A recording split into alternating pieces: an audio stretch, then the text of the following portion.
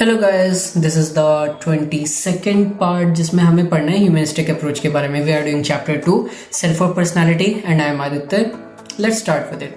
ठीक है, सो अब आपका जो ह्यूमनिस्टिक अप्रोच जो तुमने 11th में ही पढ़ा होगा फॉर श्योर, ठीक है, ये अप्रोच साइकोलॉजी की दुनिया में तब आया जब फ्रॉइड अपने अनकॉन्शियस माइंड, कॉन्फ्लिक्ट्स और चाइल्डहुड ट्रॉमास की थियोरी को बहुत लाया था। ठीक है, बहुत पुश कर रहा था वो।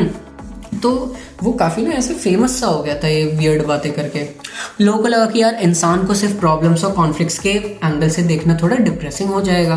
तब आए आपके दो बड़े नाम, कार्ल रॉजर्स और एब्राहम मैस्लो। ठीक है, रॉजर्स और मैस्लो ने इन्होंने हमें ह्यूमनिस्टिक अप्रोच दिया।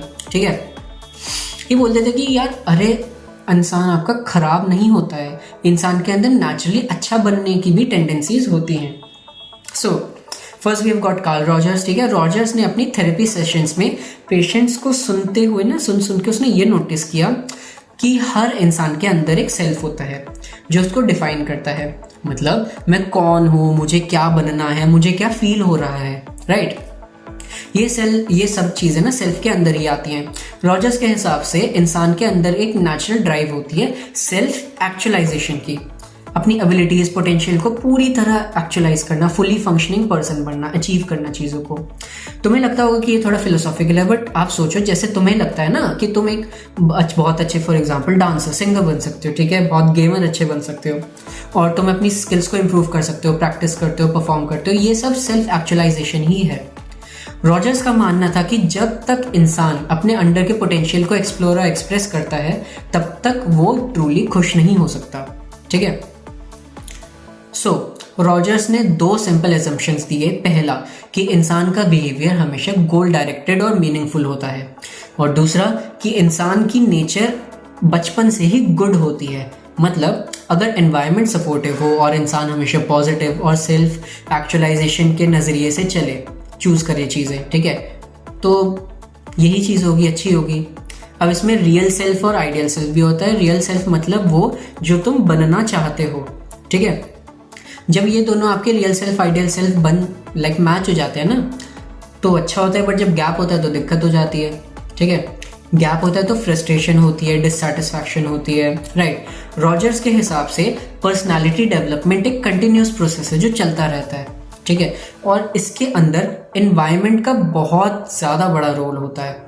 अगर एनवायरनमेंट आपका सपोर्टिव है, तुम्हें अनकंडीशनल लव और एक्सेप्टेंस मिल रही है, ठीक है, तो सही रहता है। इसको रॉजर्स ने बोला था अनकंडीशनल पॉजिटिव रिगार्ड। ठीक है, इससे तुम्हारा सेल्फ एस्टीम हाई होगा और तुम फ्लेक्सिबल रहोगे, नए एक्सपीरियंसेस को एक्सेप्ट करोगे, ग्रो करोगे। और जब एनवायरनमेंट टॉक्सिक हो जाता है, जिसे बार बार तुम्हें बोला जाए कि जैसे कि कुछ होते हैं, लोग बोलते हैं कि तुम कुछ कर नहीं सकते, कुछ कर नहीं पाओगे, तो सेल्फ कॉन्सेप्ट ना लो हो जाता है और इंसान अपनी ग्रोथ रोक देता है। इसी फिलॉसफी से रॉजर्स ने क्लाइंट सेंटर्ड थेरेपी डेवलप की, जिसमें थेरेपिस्ट क्लाइंट को बिना जज किए एक्सेप्ट करता है और एक सेफ एनवायरनमेंट क्रिएट करता है जहाँ पे क्लाइंट अपने इमोशंस को एक्सप्लोर कर सके। That was all about Rogers. अब आते हैं हम मैस्लो पे। ठीक है, एब्राहम मैस्लो। ठीक है, ये वही मैस्लो है हायरार्की ऑफ नीड्स वाला, राइट। मैस्लो का मानना था कि हर इंसान के अंदर एक जर्नी होती है। पहले बेसिक नीड्स पूरी करनी होती है, जैसे कि खाना, प्रोटेक्शन, बिलोंगिंगनेस। ठीक है, ये सब पूरी होने के बाद इंसान का ध्यान शिफ्ट होता है, ठीक है, हायर नीड्स पे, जैसे कि सेल्फ एस्टीम, वैसी चीज़ें। और सबसे ऊपर वाली नीड होती है जो होती है आपकी सेल्फ एक्चुअलाइजेशन। ठीक है, इसका मतलब होता है अपनी पूरी पोटेंशियल को अचीव करना, खुद का बेस्ट वर्जन बनना और लाइफ में पर्पस फील करना। मैस्लो के अकॉर्डिंग जब बेसिक नीड्स ही पूरी नहीं होती, राइट, तो जो इंसान में जो इंसान बेसिक नीड्स में ही उलझ के रह जाएगा, सर्वाइवल की टेंशन रहेगी, वो खुद को एक्सप्लोर करना कैसे शुरू करेगा यार, राइट। मैस्लो का विजन काफ़ी पॉजिटिव था। उसका मानना था कि हर इंसान के अंदर लव, जॉय, क्रिएटिविटी, कैपेबिलिटी, ये सारी चीज़ें होती हैं, बस ज़रूरत होती है इन चीज़ों को नर्चर करने की।